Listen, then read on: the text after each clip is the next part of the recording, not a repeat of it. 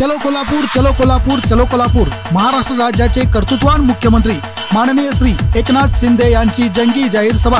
सभेची वेळ शनिवार दिनांक 17 फेब्रुवारी 2024 सायंकाळी 5 वाजता। स्थळ गांधी मैदान कोल्हापूर।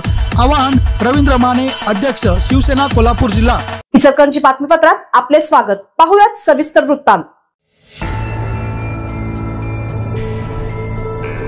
मुख्यमंत्री एकनाथ शिंदे यांनी मराठा आरक्षण संदर्भात 20 फेब्रुवारी रोजी होणाऱ्या अधिवेशनात सर्व कायदा मंजूर करण्याची ग्वाही दिल्याने सकल मराठा समाजातर्फे मराठा आरक्षण प्रश्नी शनिवार दिनांक 17 फेब्रुवारी रोजी पुकारण्यात आलेला इचलकरंजी बंद मागे घेण्यात आला आहे। मराठा समाजाला आरक्षण मिळालेच पाहिजे यासाठी अंतरवाली सराटी येथील मनोज जरांगे पाटील यांनी 10 फेब्रुवारी पासून उपोषण सुरू केले आहे।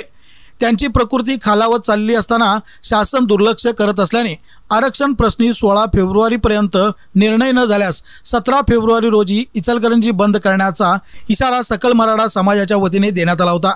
त्यातच मुख्यमंत्र्यांनी 20 फेब्रुवारी रोजी मराठा आरक्षण संदर्भात विशेष अधिवेशन बोलविले असल्याने सकल मराठा समाजाच्या वतीने शुक्रवारी पुन्हा बैठक घेण्यात आली। या बैठकीत मनोज जरांगे पाटील यांनी औषधोपचार घेण्यास सहमती दिल्याने तसेच त्यांच्या तब्येतीत झालेली सुधारणा आणि मुख्यमंत्र्यांनी 20 तारखेला अधिवेशनात सर्व कायदा मंजूर करण्याचा दिलेला शब्द यामुळे शनिवारी पुकारण्यात आलेला इचलकरंजी बंद मागे घेण्यात आला आहे। 20 फेब्रुवारी रोजी होणाऱ्या अधिवेशनानंतर बैठक घेण्याचा निर्णय घेण्यात आला आहे। यावेळी संतोष सावंत, अरविंद माने, पैलवान अमृत भोसले, नितीन पाटील, दीपक रावळ, धनंजय पाटील, शहाजी भोसले, भारत बोंगाडे, अवधूत मुळशिंगीकर, दिलीप पाटील, नाना भोसले, विजय मुतालिक, विनायक चौगुले, सुरेश कापसे, अजित तिपे यांच्यासह समाज बांधव उपस्थित होते। गेले 7 दिवस झाले मराठा योद्धा मनोज जरांगे पाटील यांचं जे अमरण उपोषण चालू होतं त्या उपोषण संदर्भात इचलकरंजीमध्ये आपण सर्व सकल मराठा समाजाच्या वतीनं मराठा महासंघाच्या वतीनं 17 तारखेला इचलकरंजी बंदची हाक दिली होती। ती बंदची हाक आजच जरांगे पाटीलांनी आपले बाईट देऊन आपण पूर्ण औषध पाणी घेत असून त्याला सकारात्मक मुख्यमंत्री पाठिंबा देणार आहेत आणि 20 तारखेला जे विशेष अधिवेशन होणार आहे त्या विशेष अधिवेशनामध्ये की जे आपल्या ज्या मागण्या आहेत सरसकट मराठ्यांना आंदोलन व दाखल्यांची जी पूर्तता होणार आहे ती दाखल्याची पूर्तता जर झाली नाही 20 तारखेला तर 21 तारखेला जो आपला बंदची हाक जी दिली 17 तारखेची 21 तारखेला आपण ठरवू।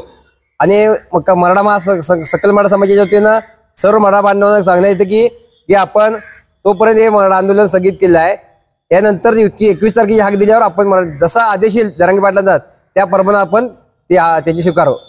आमचे नेते दी इचलकरंजी इंडस्ट्रियल कोऑपरेटिव्ह इस्टेट लिमिटेडचे चेअरमन माननीय श्री राहुल प्रकाश खंजिरे यांना वाढदिवसाच्या हार्दिक शुभेच्छा।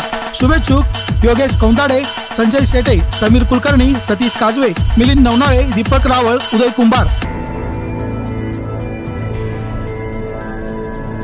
केंद्र सरकारच्या धोरणाला विरोध करत सेंटर ऑफ इंडियन ट्रेड युनियन्सच्या वतीने प्रांत कार्यालयासमोर मोर्चा काढण्यात आला।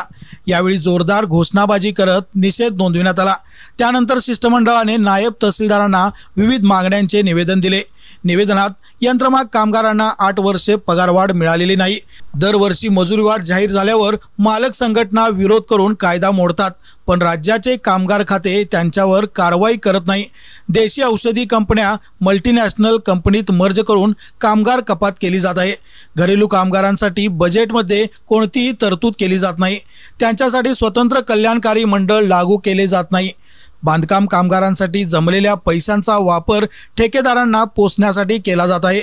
महाराष्ट्रातील आशा आणि गट प्रवर्तक संपावर असल्या तरी सरकार त्यांची दखल घ्यायला तयार नाही। महागाईवर सरकारचं नियंत्रण नसून गेल्या 5 वर्षात जीवनावश्यक वस्तूंचे दर प्रचंड वाढले आहेत। या सर्व पार्श्वभूमीवर देशात संघटित असंघटित सरकारी निमसरकारी क्षेत्रातील कामगार संघटनांनी सरकारच्या कामगार विरोधी आणि मालक दार्जिना धोरणाविरोधात 1 दिवसाचा संप पुकारला होता। या संपात इचलकरंजीतील विविध संघटना सहभागी झाल्या आहेत। या मोर्चात शिवगोंडा खोत, दत्ता माने, आनंदराव चव्हाण, सदाम अलाबादे, मंदार फडके, पार्वती जाधव यांच्यासह लालबावटा जनरल कामगार युनियन, आशा वर्कर्स गट प्रवर्तक युनियन, बांधकाम कामगार संघटना, भारतीय जनवादी महिला संघटना, महाराष्ट्र राज्य वैद्यकीय प्रतिनिधी संघटना सहभागी झाल्या होत्या।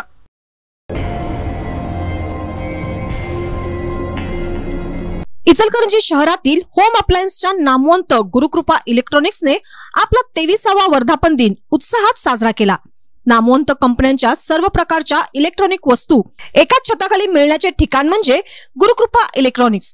गुरुकृपा इलेक्ट्रॉनिक्सने ग्राहकांची उत्तम सेवा आणि विश्वासार्हता जपल्यामुळे इचलकरंजीसह पंचक्रोशीतील ग्राहकांच्या विश्वासाची परंपरा कायम ठेवून 23वा वर्धापन दिन साजरा करून 24व्या वर्षात पदार्पण केले आहे। या निमित्त वर्धापन दिन आमचा फायदा तुमचा या ब्रीद वाक्याखाली ग्राहकांसाठी खास ऑफर्स तसेच डिस्काउंट देण्यात येत आहेत।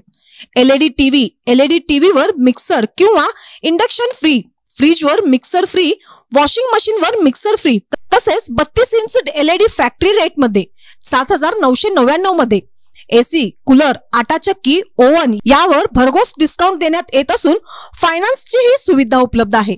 मोबाईल खरेदीवर 1999 चे हमखास गिफ्ट, स्मार्ट वॉच फक्त 1499 मध्ये, एअरबड्स 70% डिस्काउंट तसेच मोबाईल खरेदीसाठी फायनान्स सुविधा उपलब्ध असून 0% डाऊन पेमेंट, 0% व्याज दर आहे। या आणि अशा अनेक ऑफर्सचा फायदा घेण्यासाठी गुरुकृपा इलेक्ट्रॉनिक्स बिग बाजार शेजारी सांगली रोड आणि मॉडर्न हायस्कूल जवळ कोल्हापूर रोड इचलकरंजी, संपर्क 98 502 43 457। सरकारच्या शेतकरी कामगार विरोधी धोरणाच्या विरोधात महाराष्ट्र राज्य सर्व श्रमिक महासंघाच्या वतीने प्रांत कार्यालयासमोर जोरदार निदर्शने करण्यात आली। तसेच शिष्टमंडळाच्या वतीने नायब तहसीलदार संजय काटकर यांची भेट घेऊन मागण्यांचे निवेदन सादर केले।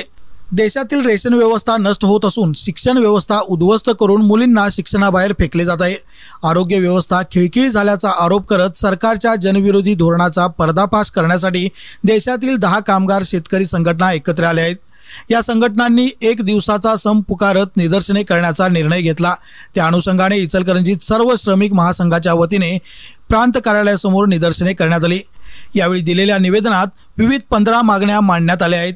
शिष्टमंडळात सुनील बारवाडे, बाळासो बिसे, अप्पासो बिडकर, सुभाष तगारे, सुरेश गवळी, आनंदा कांबळे, निळकंठ कोळी, सकाराम मोरे, आदिराज भोकरे, राजू शेलार यांचा समावेश होता।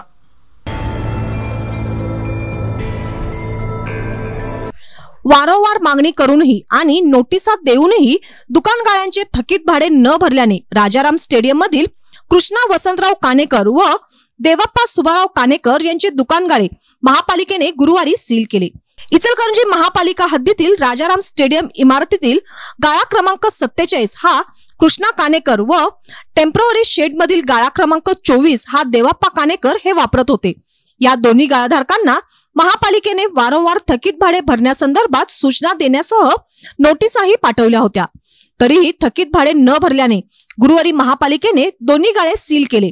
मिळकत विभागाकडील पतप्रमुख दीपक खोत, वरिष्ठ लिपिक अनिकेत राजापुरे, किशोर खोत, मुकादम उत्तम कांबळे, संकेत आवळे यांनी ही कारवाई केली। ज्यांचे भाडे थकीत आहे त्यांनी तातडीने भाडे भरून नगरपालिकेस सहकार्य करावे, अन्यथा दुकानगाळे ताब्यात घेण्याची कारवाई करण्यात येईल असा इशारा प्रशासनाच्या वतीने करण्यात आला आहे।